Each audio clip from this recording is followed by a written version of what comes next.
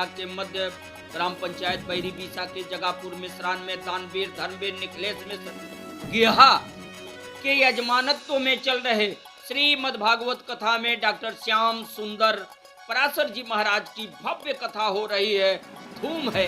और आज कथा का जो मुख्य पहलू है वो रुक्मणी विवाह।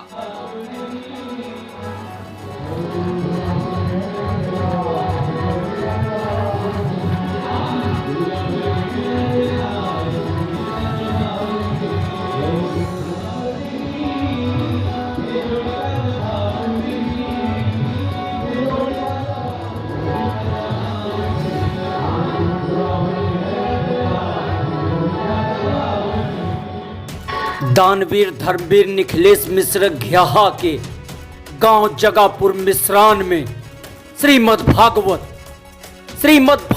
कथा की ऐसी अनूठी तस्वीर शायद पहले आपने कभी देखी हो।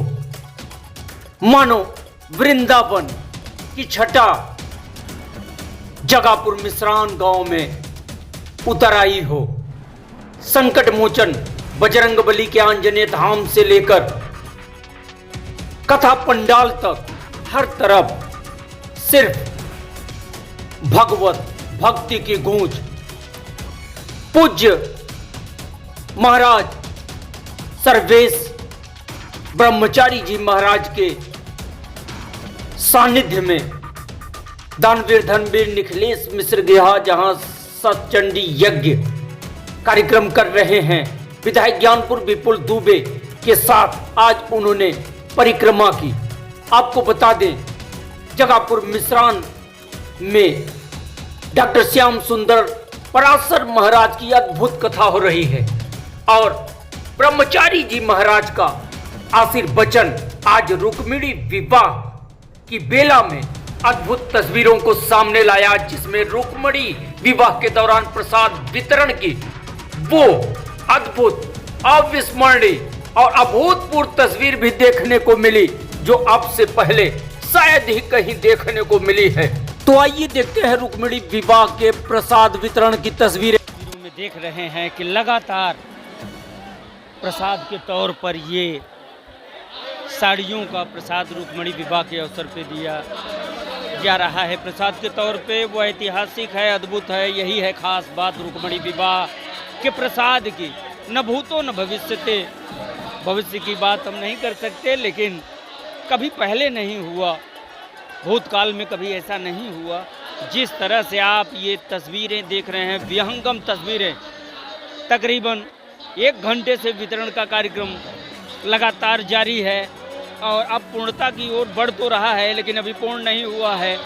साड़ियों के बंडलों का आना लगातार जारी है। और यहाँ पूज्य गुरुदेव सर्वेश ब्रह्मचारी जी महाराज के सानिध्य में दानवीर धर्मवीर निखिलेश मिश्र गेहा मौजूद हैं। इनकी देख रेख में महाप्रसाद के तौर पे ये वितरण चल रहा है, देख सकते हैं इन तस्वीरों में। और ये विहंगम दृश्य जो पूर्णता की तरफ है, अब अपने आप में अनूठा है, अद्वितीय है, अलौकिक है। कुल मिला के ऐतिहासिक क्षण है, ऐतिहासिक पल है। तस्वीरों में देख सकते हैं, लाइव तस्वीरें हम आपको दिखा रहे हैं भदोही के जगापुर मिश्रान गांव। ज्ञानपुर के विधायक विपुल दुबे जी हमारे साथ हैं। विधायक जी, जिस तरह से यहाँ कार्य हुआ है, रुक्मिणी प्रसाद का ऐतिहासिक वितरण दानवीर धर्मवीर निखिलेश मिश्र गेहा के द्वारा किया गया है। भूतकाल में देखा जाए, पूर्व में तो कभी ऐसा दृश्य देखने को नहीं मिला है, क्या कहेंगे? ये हमारे क्षेत्र के लिए बहुत ही गौरव और सौभाग्य की बात है कि निखिलेश मिश्र गेहा जैसा दानवीर कर्ण हम लोगों के बीच में यहाँ पर उनका जन्म हुआ और अपने धन्य है वो माँ उनकी, जिनकी कोख से उन्होंने जन्म लिया। उनको भी मैं बार बार प्रणाम करता हूँ। ऐसे दानवीर धर्मवीर और यहाँ पर जिस नगरी में वो पैदा हुए, जिस जगह पे पैदा हुए, वो ऐसी धरती को भी मैं प्रणाम करता हूँ। जिस तरह से ये कार्यक्रम हो रहा है, वाकई में भदोही जनपद में इस तरह का कार्यक्रम हम लोग भव्यता, नव्यता और दिव्यता के साथ प्रथम बार देख रहे हैं। जिस तरह 22 जनवरी को अयोध्या में भगवान श्री राम लला के प्राण प्रतिष्ठा के दौरान राममय हो गया पूरा देश, उसी तरह से पूरा हमारा जनपद और क्षेत्र इस समय भक्तिमय हो गया है, क्या कहें?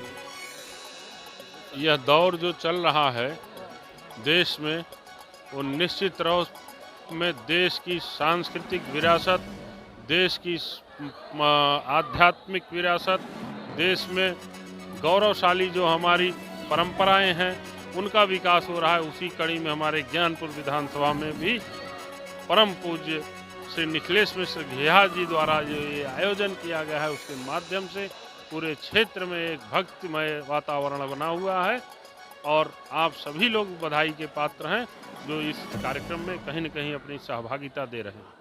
बहुत बहुत धन्यवाद। तो ये थे ज्ञानपुर के विधायक विपुल दुबे, जिन्होंने दानवीर धर्मवीर निखिलेश मिश्र गेहा के इस ऐतिहासिक, धार्मिक और भव्य दिव्य नव कार्यक्रम के बारे में कहा है कि वाकई में जिस तरह से इस कार्यक्रम का आयोजन हुआ है, ऐसा आयोजन इस जनपद में पहले कहीं नहीं देखने को मिला। और आज की तारीख में जो रुक्मणी विवाह हुआ है, रुक्मणी विवाह के दौरान प्रसाद के तौर पे हजारों हजार की तादाद में महिलाओं को जिस तरह से प्रसाद के तौर पे साड़ी का वितरण किया गया है, तकरीबन 2000 से अधिक महिलाओं को ये प्रसाद वितरित हुआ है।